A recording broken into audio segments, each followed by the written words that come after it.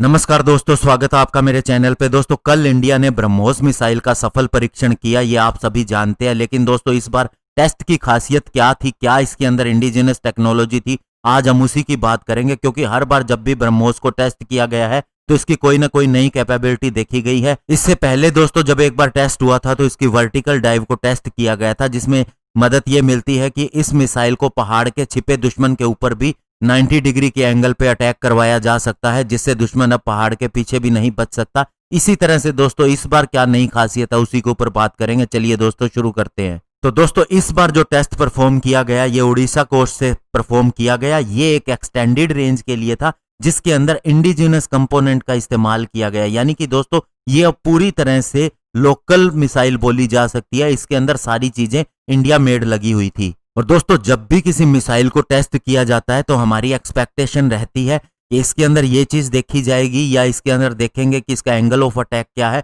लेकिन इस बार जो टेस्ट किया गया ये फुल ऑपरेशनल कॉन्फ़िगरेशन मोड के अंदर किया गया। यानी कि दोस्तों, जैसे दुश्मन के ऊपर हमला करना है केवल उसी तरह से इसको टेस्ट किया गया। इसमें किसी पैरामीटर को ज्यादा नहीं देखा गया, क्योंकि सारी चीजें ऑलरेडी अप्रूव हो चुकी हैं। तो केवल ये मिसाइल सही परफॉर्म करती है या नहीं, इसी को देखने के लिए इसे कॉम्प्लेक्स 3 इंटीग्रेटेड टेस्ट रेंज के से किया गया। और अच्छी बात यह रही कि इसने अपने सारे मिशन के पैरामीटर को जैसी उम्मीद थी वैसा ही पूरा किया। और जो मुख्य इसके अंदर इंडिजिनस कंटेंट लगाया गया वो थे booster, air frame section, propulsion system, power supply और इसके अलावा और भी बहुत से बड़े कंपोनेंट। यानी कि अब ये पूरी तरह से इंडियन मिसाइल हो चुकी है। इससे पहले दोस्तों इसे जॉइंट वेंचर बोला जाता था।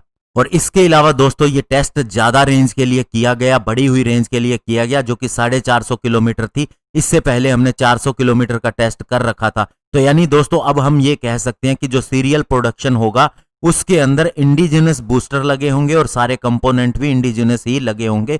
तो अब पूरी तरह से कह सकते हैं कि आत्मनिर्भर भारत हो गया है ब्रह्मोस मिसाइल के सेक्टर के अंदर। और इस मिसाइल ने सफलतापूर्वक मैक 2.8 की स्पीड से क्रूज किया, जिससे अब ये प्रूव हो चुका है कि यह दुनिया की सबसे बेस्ट सुपरसोनिक क्रूज मिसाइल है। हालांकि दोस्तों, बिना इंडिजिनस कंटेंट के 2007 से ही आर्मी लैंड अटैक वर्जन इसका इस्तेमाल कर रही है। और दोस्तों, हम इसकी रेंज इसलिए बढ़ा सके क्योंकि भारत अब मिसाइल टेक्नोलॉजी कंट्रोल रिजिम का यानी कि MTCR का मेंबर है। इससे पहले हमने 290 किलोमीटर ही रेंज रखी हुई थी, लेकिन अब हमने इसकी रेंज 290 से 450 किलोमीटर कर दी है।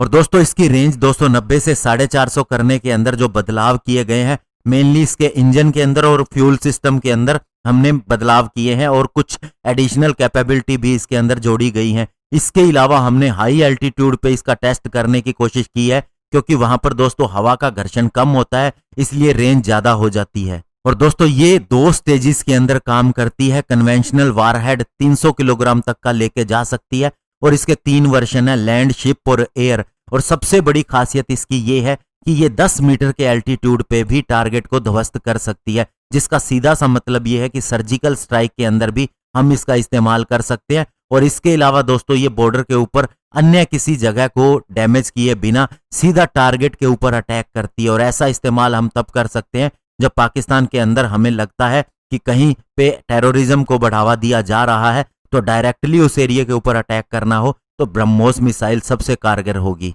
और दोस्तों, अब इस मिसाइल के टेस्ट होने से सारे ही डायनामिक्स चेंज हो जाएंगे कन्वेंशनल वारफेयर के, क्योंकि दोस्तों अब इसकी रेंज, स्पीड और स्टेल्थ कैपेबिलिटी को और ज्यादा बढ़ाया जा सकेगा जैसी हमारी आर्म्ड फोर्सेस की रिक्वायरमेंट होगी। और दोस्तों, जहां तक बात है एयर टू एयर वर्जन की, हमने सुखोई के साथ इसे लगा रखा है। और इसके अलावा दोस्तों, इसे लास्ट टाइम टेस्ट भी किया गया था और इसे अभी हमने ऑपरेशनल डिप्लॉयमेंट भी दे रखी है। तो ऐसे में दोस्तों, उसके अंदर भी काफी ज्यादा चेंजेस होंगे और जो चीजें हमने लैंड अटैक वर्जन के अंदर हासिल की है वही एयर टू एयर वर्जन के अंदर भी हो जाएंगे। और सबसे बड़ी बात, आगे हम 800 किलोमीटर रेंज वाली मिसाइल के ऊपर काम कर रहे हैं और साथ ही इसकी स्पीड हाइपरसोनिक लेवल तक ले जाने की कोशिश कर रहे हैं।